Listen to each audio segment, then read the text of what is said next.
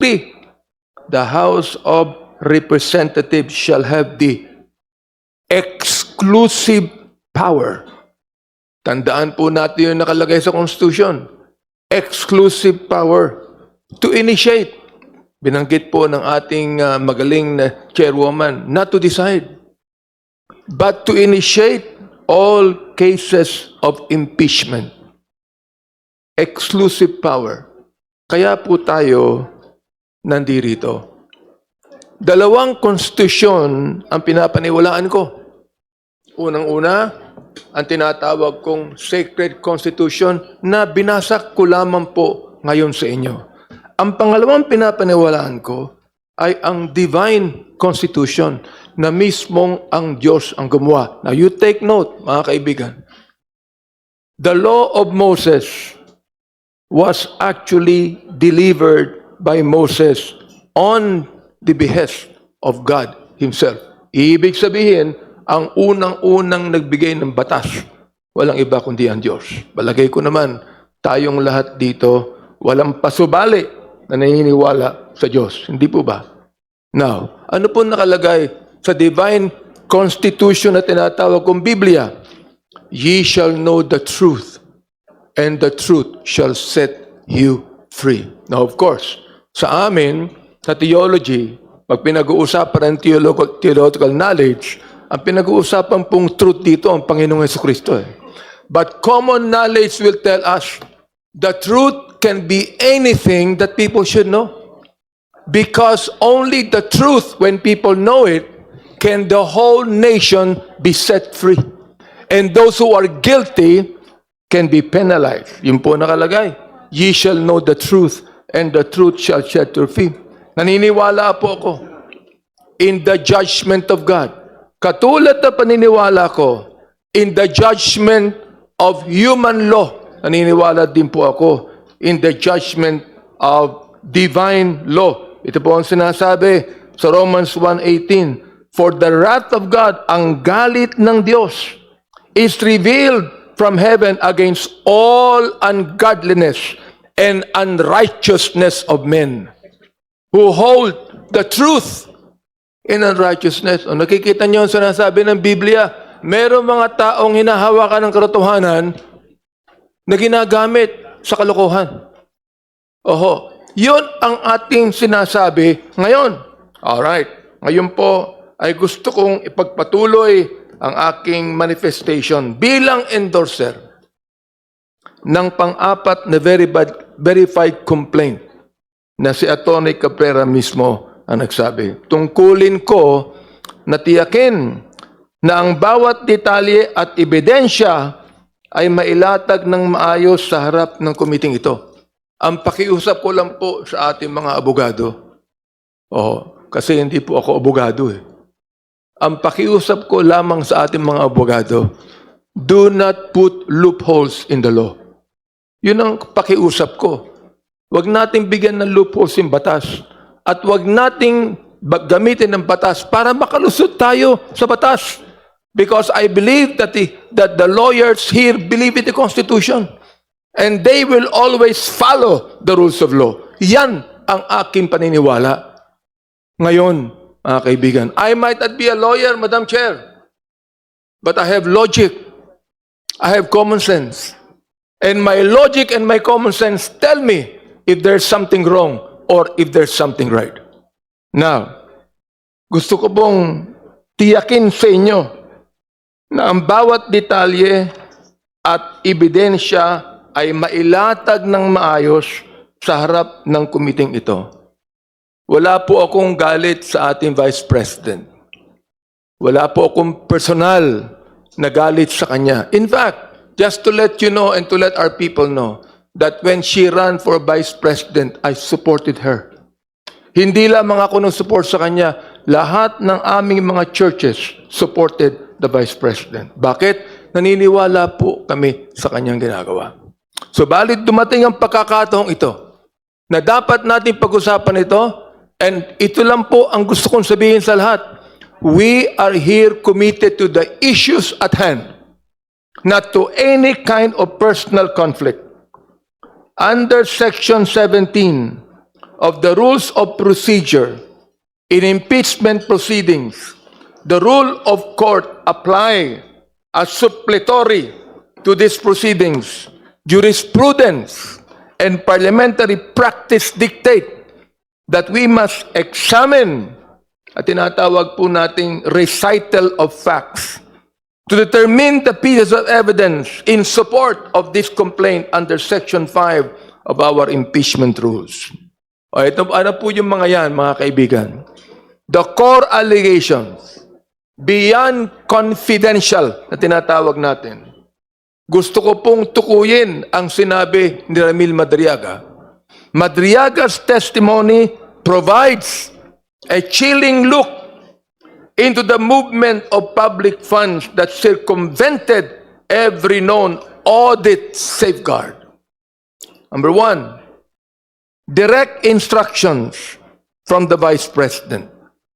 Madriaga identifies himself as a close ally and leader, stating he was formally introduced to then Mayor Sara Duterte in 2018 and tasked with intelligence gathering. Hindi ko po yan inimbento. Nagalagay po yan sa affidavit ni Ramil Madriaga na aking hawak ngayon. Kung ipapakita ko itong affidavit na ito, ito po nakalagay lahat. Lahat ng babanggitin ko dito tungkol kay Ramil Madriaga nakalagay sa kanyang affidavit. Tatanggap ko rin yung supplemental affidavit niya na ina-attest ang kanyang unang affidavit na ito. Mas makapal kaysa sa unang affidavit. Hindi ko po tutudukan itong supplemental affidavit at subalit sa pakakapahintulutan ng ating Madam Chair, maaaring ako din naman ay magtanong ng clarificatory questions tungkol sa supplemental affidavit na ito. Ayan. Ano po yung direct instructions na nanggaling sa Vice President? Sinabi ni Madriaga, ini-identify niya ang kanyang sarili as a close ally and leader, is stating, ito po he was formally introduced to then Mayor Sara Duterte in 2018 and tasked with what? Intelligence gathering.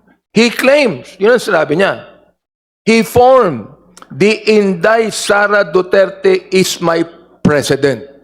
In short, ISIP. Yung pong ISIP group na ito at her direct instruction. Number two, the duffel bags of cash. Yung po'y binanggit din naman ni Madriaga.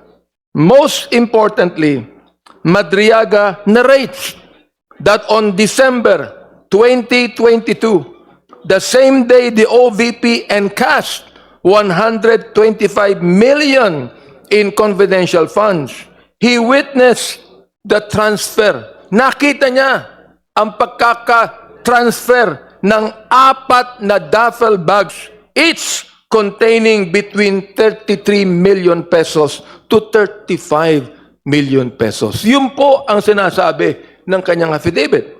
Number 3, the SM Mega Mall and Ombudsman deliveries. He details driving a white Vios. Pati yung name ng kotse, binanggit niya. Pati yung kulay, binanggit niya. Filled with 80 million pesos in cash to the SM Mega Mall parking lot, leaving the keys on the tire for retrieval. He further alleges, ito po, a similar drop-off at the Ombudsman parking compound.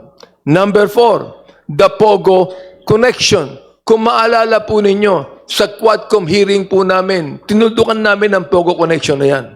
At dahilan po dyan, ngayon, bawal na lahat ng mga Pogo sa ating bansa.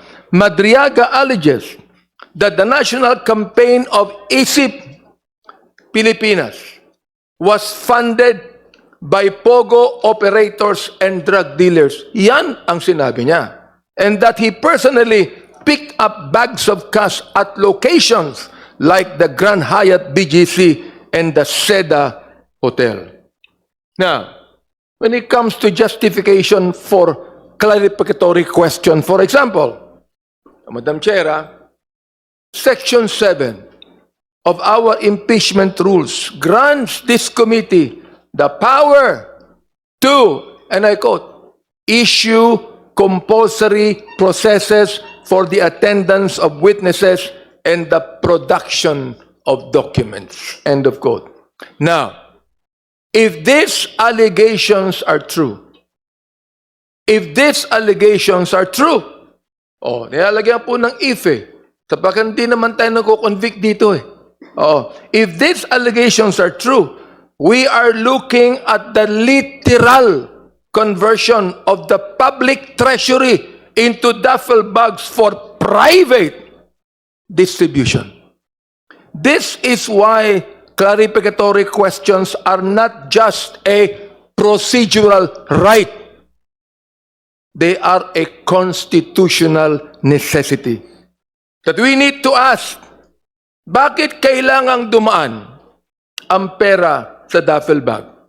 At car keys kung legal ito. How can the office of the Vice President justify spending 125 million pesos in just 11 days in safe houses for payers that PSA says do not even exist? If there is nothing to hide, Madam Chair, ladies and gentlemen, if there is nothing to hide, therefore, there is nothing to fear. From what others term to be fishing expedition. Hindi ba yun ang sabi ng iba Fishing expedition. Why? Because the waters will come up empty. How can you have fishing expedition when there is no water itself to justify it? But if the water is murky, the people deserve to know what is swimming underneath.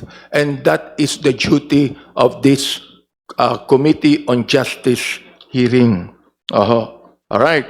On the fishing expedition and mini-trial claims, Madam Chair, may mga pumupuna na ang ginagawa natin ay isang fishing expedition o isang mini-trial. Dito po, sa hearing na ito. Let's be clear. Hindi ako abogado, pero naiintindihan kong ibig sabihin yan Alright?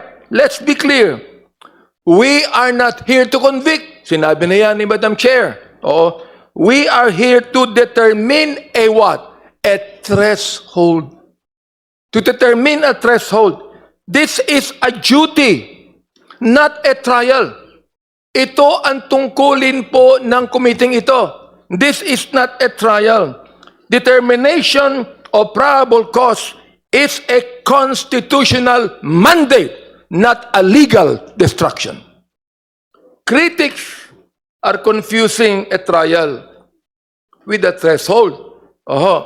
Hindi tayo nandito para hatulan ang Vice Presidente. Nandito tayo para tingnan kung may sapat na usok para patunayang may sunog. Di ba? Calling this a mini-trial is a myth.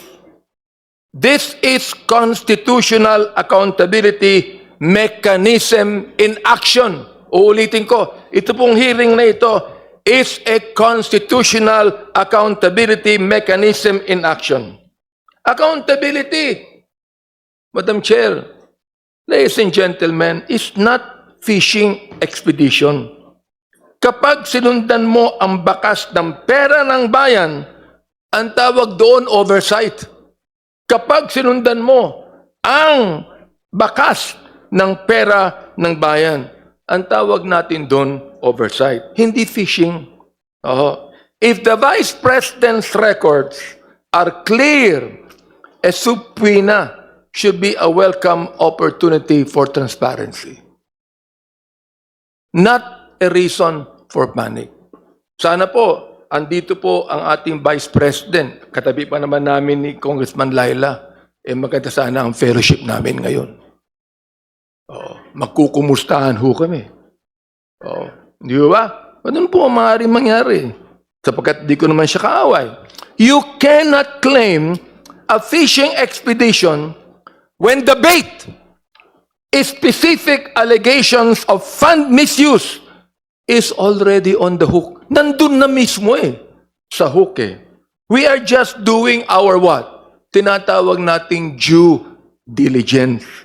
Tinitiyak natin na kumpleto ang ebidensya kapag inihain natin Senado ang kaso dahil ang House ang tatayong taga-usig o prosecutor doon. Hindi po persecutor, kundi prosecutor.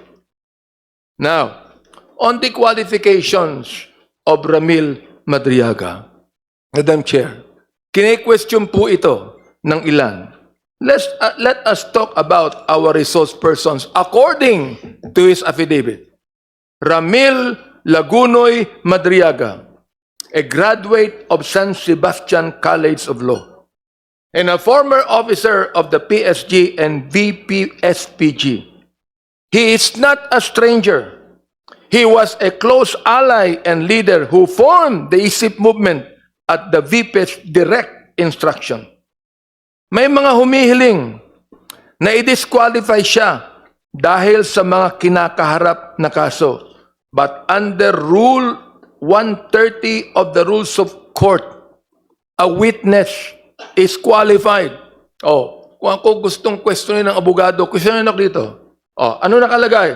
Sa Rule 130 of Rules of Court, a witness is qualified if they can perceive and make known their perception to others.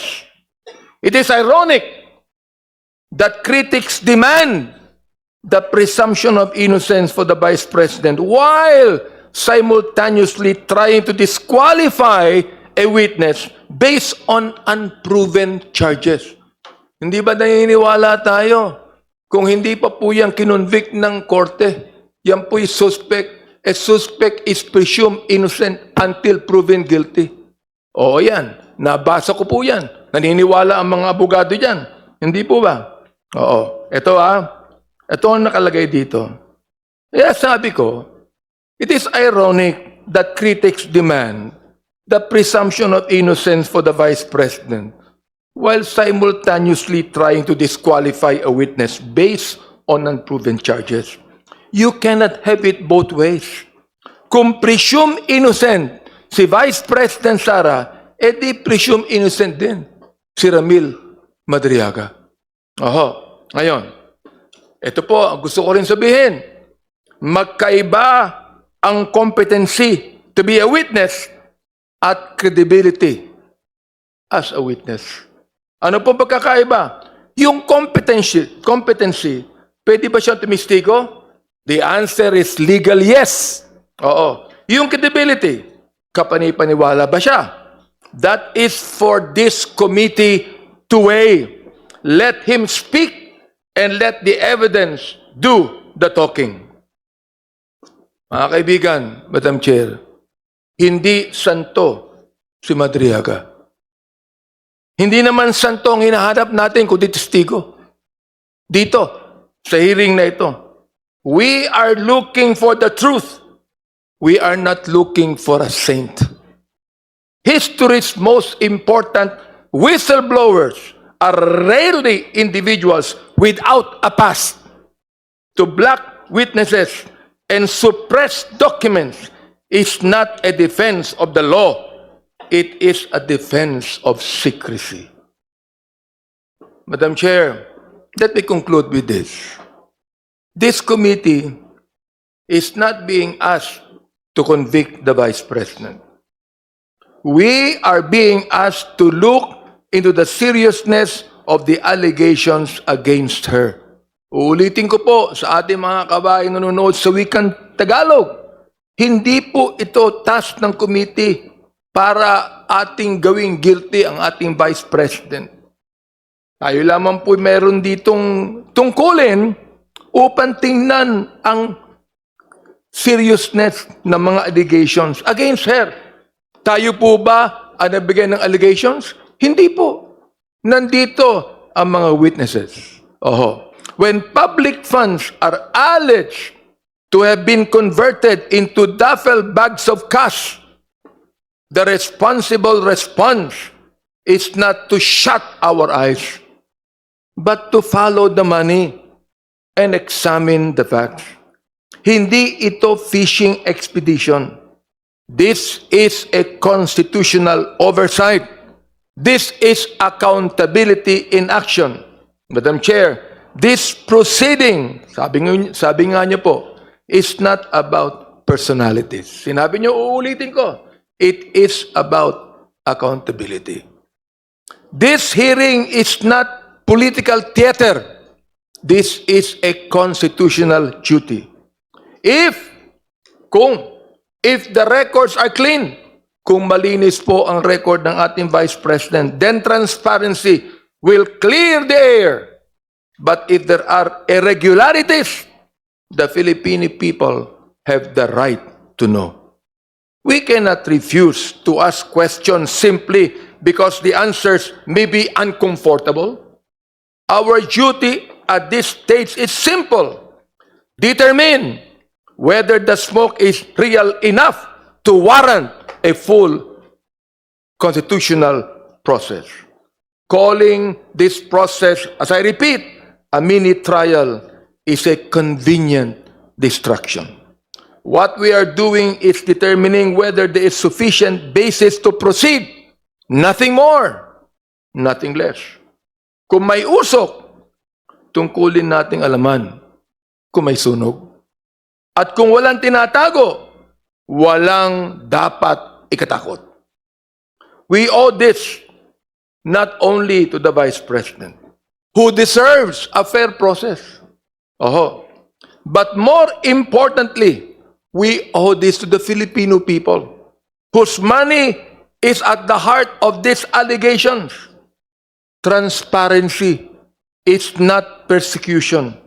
Questions are not convictions, and accountability is not harassment. It is the lifeblood of a functioning democracy. I would like to remind everyone to the scriptures written in Luke 8:17. Sabi po ng Panginoong Jesucristo, "For nothing is secret that shall not be made manifest, neither anything hid that shall not be known and come abroad." Maraming salamat po, Madam Chair. Thank you. Thank you, Hon.